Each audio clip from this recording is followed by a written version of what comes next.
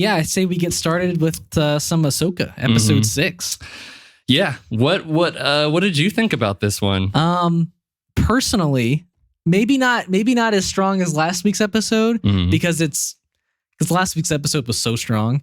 But this was still another really good episode. Like, I really enjoyed this episode. I did too. Even though Ahsoka wasn't in it.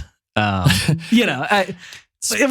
Minor spoiler. Yeah, but yeah, I mean, very minor spoiler. That is actually one of the critiques I have. Sure. But that's more of an overall show sort of thing. Sure. It's more of like Clone Wars / Rebels, like combined season, whatever you would call it. I don't even like. It's a new hybrid of the two, and I wouldn't say it's necessarily Ahsoka. Is very strange. Yeah. But anyways, the episode. But the episode I thought was really great. I think there was some really great. So I'm not going to do spoilers first. I think there's some really great dialogue. Really building on like the character's lore in there, and I think there's some really great reveals, and not like a ton of action or anything this episode. There's some, but we don't need it. We don't need it. No. And this episode just does so well off of a purely dialogue episode, and it's everything I really needed from it, except more of Ahsoka. But if it wasn't called Ahsoka, then I wouldn't have a problem. I wouldn't really have a problem. Yeah. Well, minus maybe one thing, but there's one thing I agree. I'll get into it. My thing is so minor. I'm not even like that pressed about it. Mine's pretty minor too. Okay. So yeah, I mean, overall, I do love this. Love? I don't know. I really like it. I really liked it. Uh-huh. Really like this episode. Everything you said, I agree with. And I don't know how much to say about it without getting into spoilers, but yeah, the villains, great. Yeah. Fantastic. All of them. The heroes that we do have in the episode, I did like what went on with on with them. Yeah, for the most part. Yeah. I think it was there was some interesting cheesy things at the beginning to talk about. I actually like that a lot, but we'll get into it. Yeah, and I don't know. Yeah, it was interesting. It definitely was expanding the lore. It's there's a lot to talk about. Yeah, so why don't we go into spoilers? I say let's get into it. I got a bunch of notes. But yeah, so the episode, this one starts off with kind of taking us to where Ahsoka just departed with the Purgles. Yeah. And her and Yang are having a talk, and just when we had that debate last week of did Ahsoka realize, she immediately confirms that she's like, yeah, Sabine went willingly. And Yang's like, yeah, it's the only choice she was ever gonna make. And I'm like, yeah. I mean, both are true. And but it was interesting the way that I think it was him, or maybe it was Thrawn later in the episode, that was saying this one choice will kind of not control, or it's dependent upon the rest of what's going to happen in the future. Sure. Is this one thing to reunite with her friend? That is crazy in itself if you think about it. Like, the First Order maybe rose because Sabine made this choice. Yeah. Like, Sabine, it's all Sabine's fault technically. Right. So that is insane to make her that big of a, maybe not a villain, but like not a villain, like a martyr maybe, or what? I don't know what you would call it. A martyr is when it's like the opposite of that, right? So I don't know, but yeah, it's a very controversial move. But I think it's an exciting move. Yeah.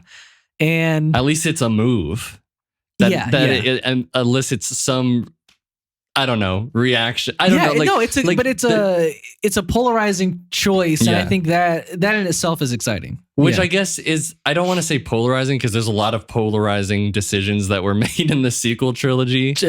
But there's something about this being, I don't know. It's almost, it's like a tragic sort of thing where somebody did something, like it all works with the characters. I don't know. I don't want to get into the sequels, but I'm just saying it works This particular thing just feels tragic, but it felt inevitable. Yeah. Maybe that's what I'm looking. It makes narrative sense. It's inevitable.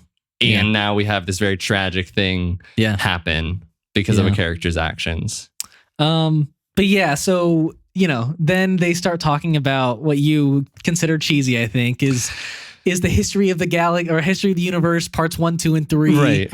And I think, I don't remember who says it, but somebody's like, part 1 being the best, of course. I think Ahsoka it's Ahsoka. Said that, Yeah. And I mean, obviously they're talking about the prequels. I mean, to me, that's a reference to the prequels. I don't know. I can't see it any other way. Sure. And I think Ahsoka saying that could be like Dave Filoni's words himself. I think maybe he believes episode 1 is the best.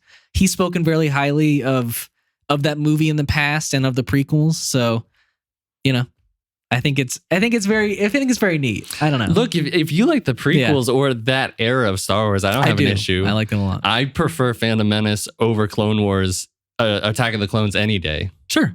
Yeah. I hate that movie. You hate that movie. I mean, it's definitely the worst of the prequels, for sure. It's just, I'm glad that people feel that way now because before it wasn't. No. For a long time, it was episode 1 is. And I just, the bug factory, I can't. I cannot deal with it. Yeah. There's some definitely some cartoony moments in that movie. It's so slow. It's a very slow movie. It's also very slow. Yeah. Until the end, which is pretty exciting. But I just think having a long time ago in a galaxy far, far away being spoken. It's so nice. Is it? He's telling a story. I don't know. It's just a nice. Come on. It's a little too meta. That was part of I get it.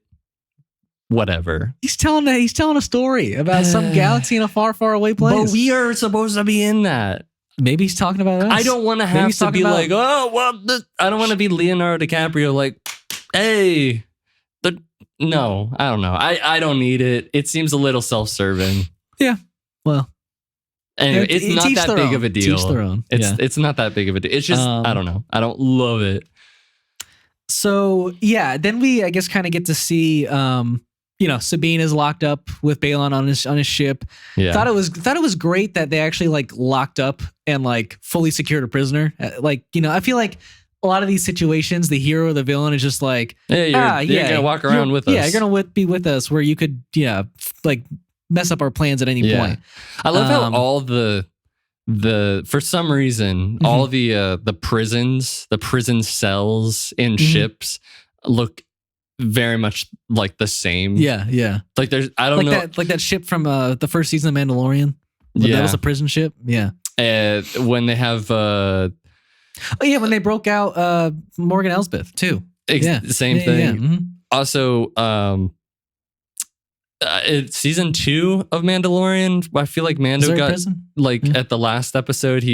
I forget. Were they breaking somebody out? Ooh, yeah, from a prison. I think, and then he stole the saber from Moff Gideon, and they fought. Yeah, they fought in the cell. I thought, something like that. Yeah, I mean, I don't know. It also is the same exact kind of looking cell from Rebels. Oh, is it? So I don't know. There's consistency. one designer for cells in the whole universe. Yeah, that's fine. But yeah, so we get the reveal of the world that Grand Admiral Thrawn's been this whole time. Pretty kind of desolate, boring planet. I'm not gonna lie, but I'm okay with it. Whatever. But his palace I thought looked really good. Whatever that was. Here's the. I guess when they rode up, it was more of where the Night Sisters were. It wasn't a palace, but some sort of it looked very neat. Impregnation of a Star Destroyer, just right on them. The monolith, just open up and just go down. But I really love those Night Sisters. I thought they were really well designed, and they had this cool double speak, whispering thing, and they could tell the future because they had predicted all this stuff that would happen. And except for Ahsoka coming back and Sabine. Yeah. So I thought there was some really great writing there. And I think the Star Destroyer showing up and going down was so cool. Very cool. Yeah. And then you get his actual entrance where you have all these like dirty and cracked like stormtroopers and they're all chanting Thrawn and he just walking up slowly. I don't know if they were chanting Thrawn. They were. I feel like that was like they did a similar thing with the Boba Fett show where I mean I don't know. They would like the theme song literally said like Fett or Boba or something. Mm-hmm. And I feel like that's just like I forget who does if Ludwig or somebody does the music for Ahsoka, but I feel like it was just like a Thrawn. I mean, and it was like I saw a lot of people song. talking about them chanting, but I mean they might have. Yeah, it's possible it was a song. But I think it's a lot cooler if they're chanting his name, honestly. I agree because I was like, are we really gonna have the theme song of Thrawn? Like that's the one critique. Oh, was there a theme song for Thrawn? Well, if that's what that was. Oh no, I don't think that's not. But it sounded like enough in time with the music. Did it? That I was like, is this the theme song for Thrawn? Like, is that where we're going? Like, because they did in Book of Boba Fett too, right? Where I'm just like, can we have like a theme with like a melody and not just be like Thrawn Fett? Yeah, is that where we are? But yeah, we also get to see like his like commander of his forces. This like cool like. Reminded me of like a Persian sort of like Roman Empire kind of it was so neat looking. I don't know how they would have constructed that helmet, but what is the purpose? Maybe probably just to sell toys. I think it's probably but people were like, ooh, there's somebody under that mask, and I'm like, I don't know, can we not do this again? We just got befuddled with that. What was that guy's name? The Inquisitor. Yeah, the Inquisitor guy. Marok or something. Then we still had Captain Phasma, who was just like, oh, let's have a stormtrooper who's all in silver. Right. And not do anything ultimately with them. They just like giving cool designs to their commanders. Yeah, I mean, that's just what it is. Yeah. At least this one talked a bit and, Yeah. I don't know. Yeah, well, did he? I guess he did talk. He did, right to Sabine. There had a couple scenes where he was talking to Sabine and to Thrawn. But yeah, I thought so much of that that initial conversation was great. I like specifically between him and Balon. Like I love that he immediately knew that was General Balon of the Clone Wars, and I was like, oh yeah, I mean he's up on his history. Like he gets like you see in later on, he's like, I want a background. Well, yeah, but that's what's so interesting is that like. I guess so I haven't seen any of Rebels, so I guess I was just misinformed or like misassumed about Rebels, but like the fact that he doesn't know anything about Ahsoka is like very interesting. Like she had a lot of episodes in Rebels. Did they never meet? I mean, you didn't watch all of it either. Fairly so you might not sure know. He would know something. I mean, he didn't know who her master was. Oh, I mean, he asked that, and I was like, wow, you don't know that? Yeah. So what's interesting is like in the books, or in the books, I feel like I've heard that like he was based off of, and now that's not him anymore. Right. Like they've yeah. But he and like Tarkin were like the only ones to like, and then at least I think Tarkin knew Anakin was like Darth Vader. Oh, okay. I think Thrawn was like he kind of assumed. Yeah, I guess I'm in a way I'm happy about that because like that was supposed to be like a huge secret that Anakin became Darth Vader, but it feels like we're getting like a lot more people like know. Like I don't know how Balon ever knew. I mean, maybe he just I don't know. I honestly don't know how he figured it out, but maybe he was just that smart to figure it out. Maybe we'll find out. I mean, Anakin clearly knows him. You think so? It seems like it. Yeah. I think. I mean, they could have easily been on a mission together. Sure. Yeah. But I love the way Mads Mikkelsen is Lars Mikkelsen. I love how he plays Thrawn. I think he's amazing. I mean, he's a fantastic villain in the show. He's a fantastic villain in Sherlock. I mean, season 3 of Sherlock, he was amazing. But he's fantastic on screen as Thrawn. Sure, yeah. Seems like he's not missed a beat Yeah. And I love how instead of just rushing into things or just assuming things, there's a villain who's very methodical and does not leave room, or tries very best to not leave room for error. We only need this amount of people. He's so cold and calculating. Like what you were just talking about there, when Morgan Elsbeth was like, shouldn't you send more? And like he gave this long pause, and I was like, oh, he's gonna snap. But he was like, no, we don't need more than that. We've lost a lot of troops in these 15 years or whatever, how long it's been. And, primary objective is to escape. Yeah. Like he's so cold and calculating. And he doesn't care if Balin and Shin. Yeah, he's they're just mercenaries. Who cares? Yeah. Honestly. And the fact that he's cold and calculating, but he's also petty enough to be like, you know what? They don't need to die, but I'd like them to. It's like, well, no, I don't think it was that. Because no, not the mercenaries, like Sabine and Ezra. Yes. He's like, I would like them to die, but if they don't, then that's fine. But I don't be stranded here. I don't think that's petty. I think he's obviously got some gripes. It's personal, I think. Somewhat, that's what I think. But at least he could have killed her. Sure. But he wanted to kill Ezra. He wants to kill Ezra. Right. And I also think at the same time, like he's not inherently evil. Mm-hmm. He's like, you did get them here for, you got me a way out. And it's that's a play. It's this way. No, but it's this way in the show too, where he's like, I'm not gonna be like evil to be evil. Like there is a bit of like fairness, I do feel like, with him. Yeah, I guess in that instance, to me, it felt more like, this is like what I'm telling you to your face, but I'm going to trap you and kill you. Yes, there was still a bit of that, but I don't know. Yeah, he didn't have to be unnecessarily cruel or. I mean, I was surprised by how he handled it, but it was perfect, honestly. But yeah, and then we get Sabine riding off and trying to find Ezra, and then we get Balon and Shin following her. Which the one critique I have about this episode, I don't need this no, I'm mad at you for leaving me. That was my thing, Zach. I was like, this scene sucks. I was like, are we really doing this scene that's been done a million times? Like one, I didn't get the sense, like obviously that they were that close. I mean, they just met, right? Two, like the mount, like she needs the mount more than him. Yeah. Why is she like okay just walking the rest of the way? Like what are you thinking? I don't know. It just felt very goofy, weird, cartoony. I was like, can we just move past this?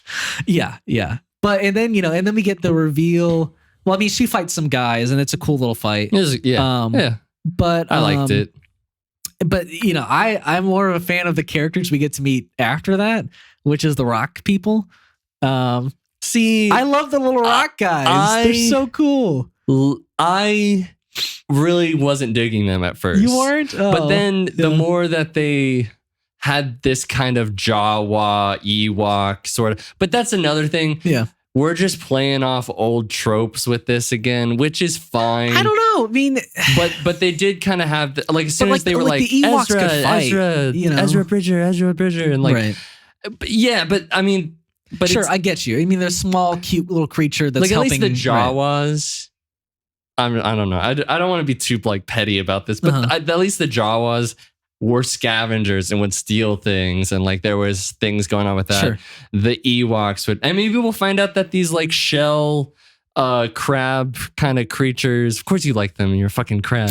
But like, inside joke. Yeah. But like the Ewoks, like they fought. They had this. They kidnapped them. There was this was like, I stumbled across this creature. Yeah. And they're just gonna show me this village. Sure, it was very convenient. For sure. They're not doing anything at the moment. No, they're just chilling. So I was like, it's okay. I feel you. But yeah, I really enjoyed the other half of that with Shin and Balon. Like they had it was either one or two like kind of big conversations where, and this has happened throughout the show where Shin is very like inquisitive. She's just very like, she's very curious about, Balon and like the old Jedi world and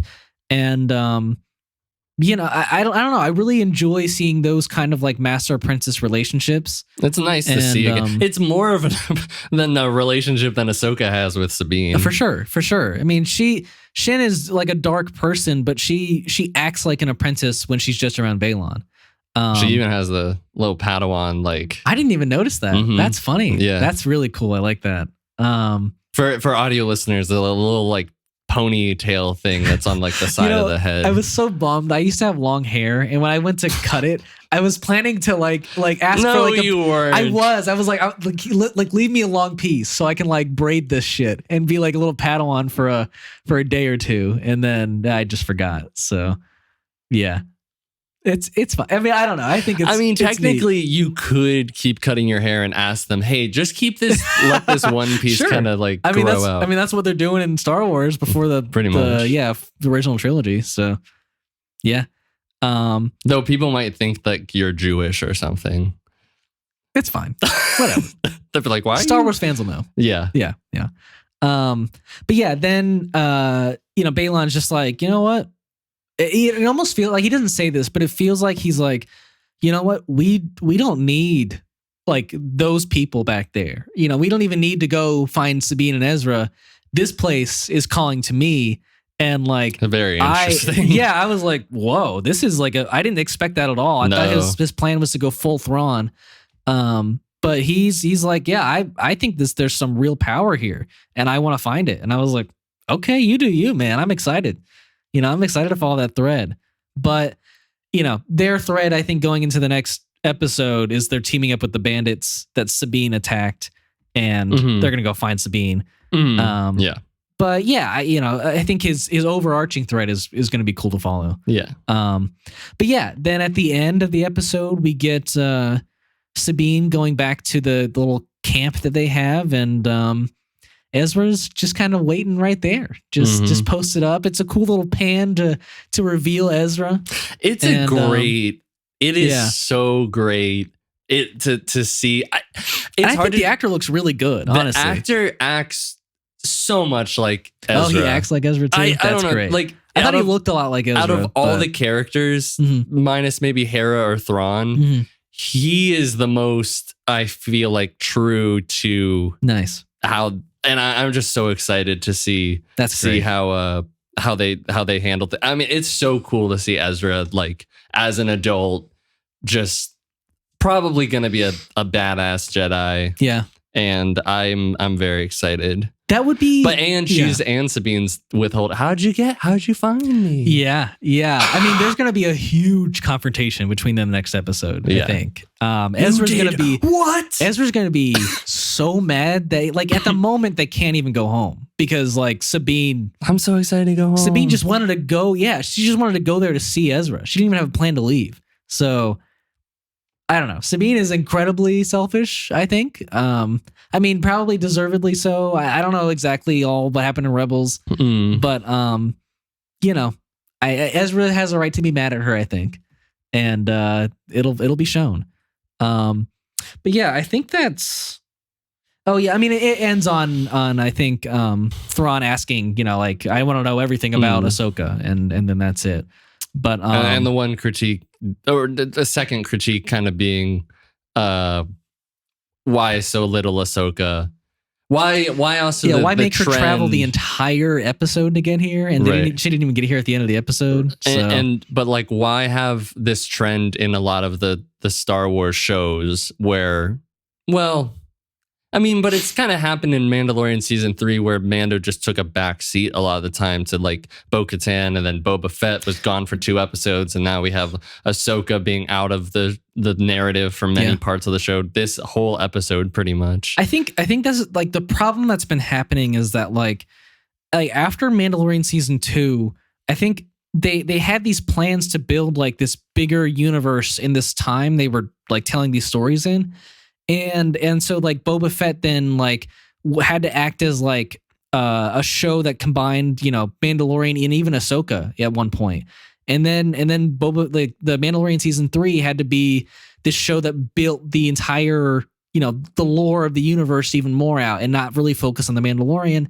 And now they've mistitled maybe this season or this show as Ahsoka, when it should be more about the greater story and not just about Ahsoka. Because it's not. It's not. Yeah. I mean, she's had a couple of really good episodes, but, can't say it's been an Ahsoka show. No. Yeah.